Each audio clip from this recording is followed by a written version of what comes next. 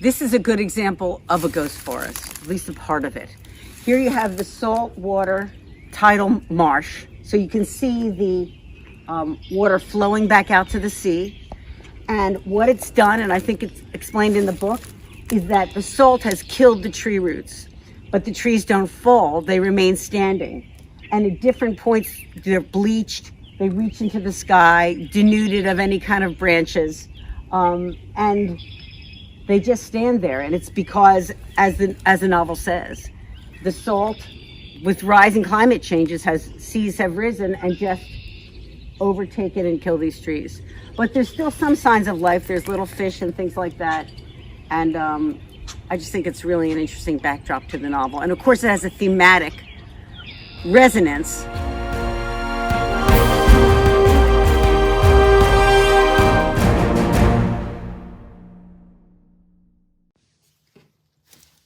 Did it work? Are you there? This is Lisa. Are you there? Let's see how it works. You guys, it says live. Now it's saying things to me. You can now add up to 3 guests to your broadcast. Oh wait, now people are saying things. Cheryl, yay! Oh my goodness, you're here. You guys, thank you so, oh, hearts. You know I am a sucker for hearts. Tara, hello. Minnesota, Sharon, thank you. Sherry, girl. You guys, this is just, I am so, so happy and so, so grateful. And thank you so much for being here. I missed you. I had to write a whole book to come on and bother you. Oh, Dave Simon, Donna. Oh God, I know you guys. This is just, I cannot thank you enough for the grace that you give me, that you're here. It's so wonderful. And I am just over the moon happy. I've missed you. I appreciate you coming. What I'm going to do tonight, try to sit because I thought maybe I would behave better. I got dressed up. I got my roots done. Look. Yes, I made them go black first so you wouldn't know they were gray. It's an extremely complicated process. But I am so happy that you're here. And oh, Jennifer, this is just so nice. Beth, I missed you guys. Thank you, Dave. See, my hair looks good. But I'm not going to waste your time. This is just a huge, I want to first by saying thank you. Thank you so much. Thank you for being here. Thank you for being so loyal to me. You guys, I owe my whole life to. This pretty room, you got me. Everything, you got me. Because let me tell you, this experience with Eternal was once in a lifetime. You supported this book out the wazoo. And I must tell you, and I have a copy of it here, so if you haven't got it, you know what I'm talking about. The paperback is out now. But I just want to say as a personal matter, I feel like I'm shouting. I hope I'm not shouting. But, you know, I've been writing, I have like 33 books I've written. And they all tend to be domestic thrillers or legal thrillers or a thriller of some kind. But I told you last time why I wanted to write Eternal. And it was always in my head. And I was like, someday you're going to write that book. Someday you're going to write that book. But I'm just going to tell you, because, you know, we keep it real here. This is just me in my house. And when you do something like that and you have a career that is not in historical thrillers, it's a bit risky. You don't know if people are going to read it. Not everybody likes to read different things. And so it made it so sweet. And it's why I'm so grateful to you guys for coming, for reading this book. It's the best reviewed book I've got online. I check every day. As I do for Bennetts, I check everything. You know me. What else I have to do? And also the truth is your opinion means so much to me. This has like 20,000 reviews, 12,000 are 5 stars. I've never been so well reviewed, even though my books are generally well reviewed. This is the best of all. So this is a big thank you, a really heartfelt thank you, because it was a personal risk and it was a career risk. And I take very seriously my career. I like to joke around and stuff like this, but my writing matters to me and the stories that I'm telling matter to me. And this one in particular, because as you know, it was based on this true life thing that happened to the Jews of Rome in October 1943 because of fascism and Nazism. And it's so resonant today with the awful news that we're all seeing from Russia about the dangers of autocracy, but also the will of the human spirit to survive and work together and persevere. That's really what's operating in Eternal. love. And so I'm just so grateful that you understand that and you took it to your heart. And I'm just over the moon happy. So that's the sort of the personal thank you from me. I also want to say a quick thank you for taking care of my beautiful daughter, Francesca Saratella. Her paperback, Ghosts of Harvard, is out. It was nominated for Best First Novel. You guys got it. You said nice things. It made her so happy. In answer to the questions I get, sometimes she's working on her second, and I'm really thrilled for her. But tonight is me saying hello, saying welcome back. We're going to do these for a month. There's going to be prizes, and I want to talk to you about my new book, which is What Happened to the Bennetts.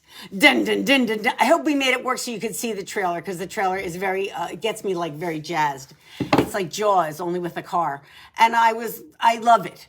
And I guess I kind of want to say, really just to speak to you seriously for a moment, that, because I know there's a lot of new readers who read Eternal, and they might be the kind of person who says, well, I read historical fiction, I don't read thrillers. I don't really cop to any of these categories. I'm just telling you straight from the horse's mouth, because I'm the horse, that what I think is that I'm trying to write a really great story. And that great story will be about family, about love, about justice. Those themes are the themes that interest me. And to me, whether it's set in Mussolini's Italy, or it's set in modern day Delaware, like What Happened to the Bennetts, is a distinction that is form over substance. In other words, you follow, because you guys are smart. I think if you liked Eternal, you'll like What Happened to the Bennetts, and vice versa, because I am bringing the same thing every time. And what I think is interesting, and I'd like to speak to you seriously too, because I know you're serious readers, is that honestly, I think Bennetts is a better written book because I wrote Eternal. Now, why? Interesting, because Bennetts, and I'll talk briefly about it, not the stuff the behind the scenes stuff, because there's some stories I want to tell you about it. It is the story of a very normal American family driving around Chester County, which is where I live. And horribly, I'm not going to give anything away because there's so many twists and turns in this novel. And all the reviews say it starts on page 1, and it does. Like, it's right away, you're going to find out stuff, so I'm not giving any spoilers. I hate spoilers. Bottom line, this family's driving along, they're carjacked, it goes wrong, and something terrible happens, and the family has to end up in the witness protection program. Now, that was my idea, it came to me, and I was like, okay, go. And my first thing is to do research, because I want to be real. I know a lot of people get their ideas about law and justice from books. And so I have to get it right, especially since I used to be a lawyer. I kind of soft pedal that because I want you to like me. But the bottom line is it has to be right, and it has to be plausible, and it has to be correct. I have research people. I go to this genius FBI consultant whom I know. I say to him, now look, I'm telling you, I live in southeastern Pennsylvania. I say to him, if there is this horrible carjacking that occurs in southeastern Pennsylvania, where does the witness protection program put the person? Now listen, we've all seen movies, TV, witness protection, and I'm subject to that too. I go, they probably bring them to Arizona, right? They probably put them in New Mexico, right? Like someplace far away. Like if they could put you on Neptune, they would, to keep you safe. He says, no, if that happened to you, they'd probably take you to Delaware. I'm like, Delaware is 15 minutes from my house. And he explains why that's so. And all of this is in the book because I want you to understand a little about the witness protection program because it is so fascinating. And basically, there's a temporary part, and I won't give everything away, but they would go to Delaware. In fact, I have the guy who's the character in the book go like, Delaware? Like, really? Could you hide me a little better than this? But so then what happened is, okay, now I know it's going to be in Delaware. I got to find a location in Delaware. I get in the car with Laura. She goes with me. Many of you know Laura, my bestie and assistant. We drive down there. Now it's during the pandemic and early, so people are inside. We're nervous. We get out and walking around. Now, what they do, what the FBI does in this case, is that they take you to a beach town because a beach town, especially in the wintertime, isn't really populated. It's kind of deserted. So we're driving around these beach towns. Now, I know the Delaware beach very well. I love it, mainly because shout out to two wonderful bookstores down there. Browse About Books in Rehoboth, which is awesome. I go there every year. I love it. I buy books from there. They gave me a whole bunch of books about Delaware that I needed. It's all research in this book. And also Bethany Books, another amazing bookstore. Wonderful. Visit it. Go there. They're great independent bookstores on the Delaware Shore. And whenever you go there, it's really crowded because those towns are really crowded in the summer. But in the winter, when I start walking around, I'm going, this feels like a ghost town. And you know that if you've ever been in a beach town off season, way off season, especially in a pandemic, because you're walking these beautiful streets. I mean, we got out of the car, we're walking around, and I love houses, and I love house porn. Like, I'm a girl, what can I tell you? I have ovaries, I want to look in the windows. We're looking in the windows, no one's there. It's all locked up, everything's locked up. The bikes, the motorcycles, the chains on everything, the recycling bins. You can look in every window. Every house is closed. You could see how you could hide somebody there, and they would never be found. And I will tell you the secret story that I'm walking around with Laura, and we are a little bit like, where should we be? What should be the house that they take the Bennett family to? Like in What Happened to the Bennetts? It's the Bennetts. You guys know that. And I go, well, let's just pick a house. But I want to get a little inspired. And I am telling you that what happens at that moment is that a huge bird, am I shouting? Okay. A huge bird flies overhead. It is a great blue heron. Part of the reason I'm sitting is I have a book about birds and it has a great blue heron in it. This is what it looks like. I describe it in the book, but you don't have the book yet, so I'm going to show you. First off, look at this insane book. This book is so big. This is Audubon's Birds. Now, I think that's a pelican, but that's not what I'm trying to show you. Look, we're like in kindergarten again. Look, show and tell. Look at this. Let me see if I can get it on. That is a great blue heron. That's what we saw. Like, this bird is as big as I am. And it is flying so close that I have to duck. I'm like, I was like, this is like a drone. What is going on? It's really, and Laura, who knows everything, Laura's like, that's a great blue heron. I'm like, I knew that, but I didn't. And I said, well, when you watch a bird like that in flight, and also for me, this is sort of the inspo behind the book. It's going to sound corny, but this is how it is. What can I tell you? The truth always sounds corny. Love is the answer. When you see something like that and you watch that kind of incredibly large, beautiful bird in flight with its big, huge wingspan, and it's kind of angular and this remarkable color, like this beautiful blue. I wore this in honor of the blue heron because it was almost this color. Stunning thing in the air, and its legs kind of, whenever you see big birds like that in flight, their legs trail out. And you can't even believe this exists in nature. And part of what's happening for me at that moment, I'm getting very verklempt because it was a pandemic, which is still going on, as we know, and it's such a hard and sad time. And at that point, we were all inside, we were all scared. And that was the period, if you remember, like there were a lot of stories about nature taking over. And there was a lot of nature down there because there were no people. In fact, we went to a nature preserve. There was so much nature. There was a lot of nature. I'm telling you, I have tick bites, I have everything. There was not another soul there except for me and Laura, just trying to just take in the inspiration from this setting. This is about setting, right? Because setting gives you so much. It gives you mood. This cover is so sensational, but it really is a lot of what it looked like at night there because there is the salt marsh. And that's what's so cool, because when I was walking around this town in winter, which was a beach town, I said, this feels like a ghost town. And I had read about the ghost forest, and that's what you see in that video. The ghost forest, as I explained, and you probably can't really hear it very well, probably because I'm wearing the ugliest earrings in history. So when you watch that video, you can look at my really cheapo earrings. I'm like, Lisa, what were you thinking? In any event, you see it's the salt water that has destroyed the forest. The tides go in and out, and you can watch them go. And I have other videos about that because I was like so fascinated about this and saw this inspiration for the book. And you'll see how it folds into the plot and the character and the setting, and they all become a piece to make this mood, because it's so a little heartbreaking to see these once beautiful trees that are now reduced to white bark like bones. I mean, it looks like bones, and they have branches like skeletons. And they have been killed at the root because of the salt in the salt marsh. And so here I was in this incredible ghost town in a ghost forest.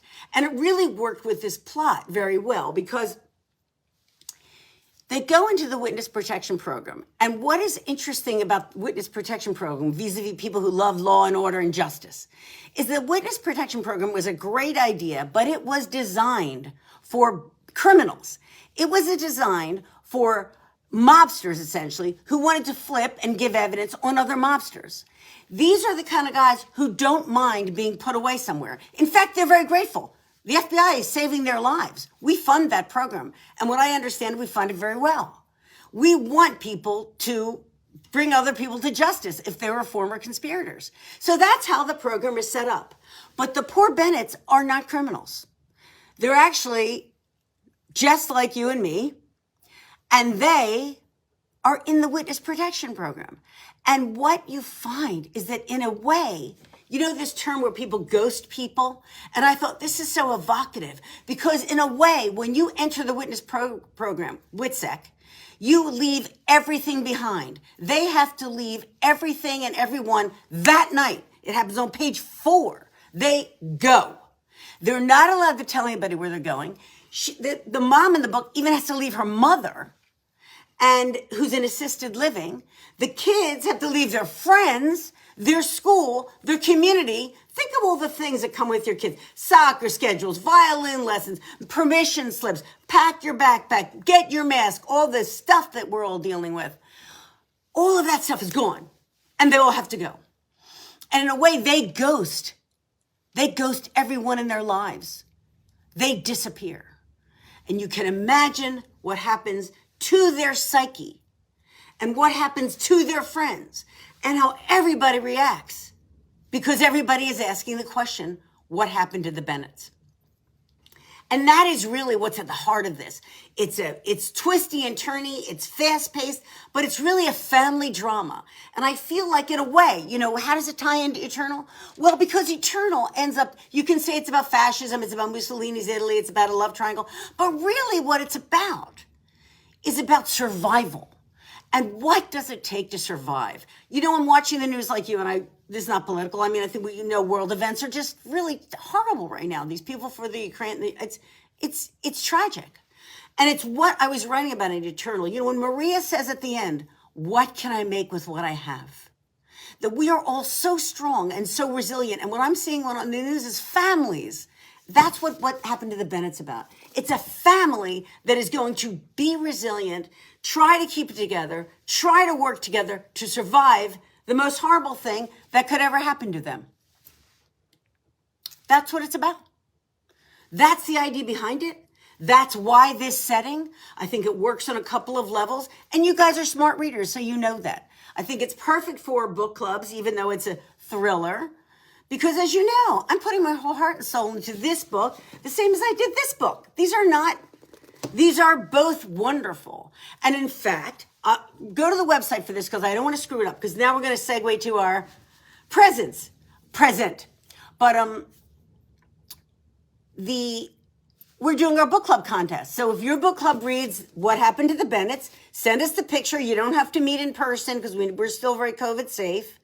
You'll see all the directions on the thing. I'm going to pick 20 book clubs, just like I did last time, and have you get a special session with me. More of me. I'll get my roots done for you. I'll wear a bra. I'll put on an underwear for you because I love you. So think about that. And also, here's the part I love too. If you are not in a book club, do not feel bad because we got you. I live alone. You don't get to be more alone than I am. And I feel for the people who say, I'm not in a book club, but I love your books because I leave no reader behind. I am so grateful to you guys and I mean it. So you can join the a cappella book club. You know what a cappella means because you speak Italian. A cappella means without accompaniment. No judgment, baby. I got a cat running around here. I got the 3 dogs locked in the bedroom. Next time we'll show them. If you don't have a book club, you can be in the book club of a cappella book club. So you submit your picture and you're automatically in it. And I will do a gig for you and I'll answer your questions because this is a harder format. Oh, Sherry, you're the best. Thank you. We will, I take questions then because that's easier than doing it tonight because I can't. Oh, Terry, hi, because I'm not really good at this. It's like a miracle that you know, that I got this thing running. We fired up the old Facebook Live. So, wow, okay. I cannot tell you. I hope you had fun tonight. I did. I tried to sit down. I'm sweating because I was so excited. What happened to the Bennetts? I'm very proud of it. I really appreciate your support. I cannot tell you how grateful I am to you. I've built this career year to year for 35 years, and you guys have been so loyal and so supportive every step of the way.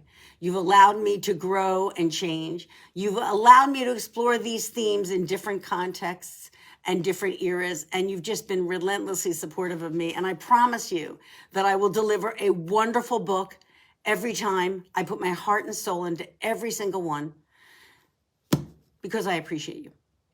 So thank you very, very much for coming. I will see you. I hope come back next Monday. We will show another clip and we'll talk about another theme and pick out another prize.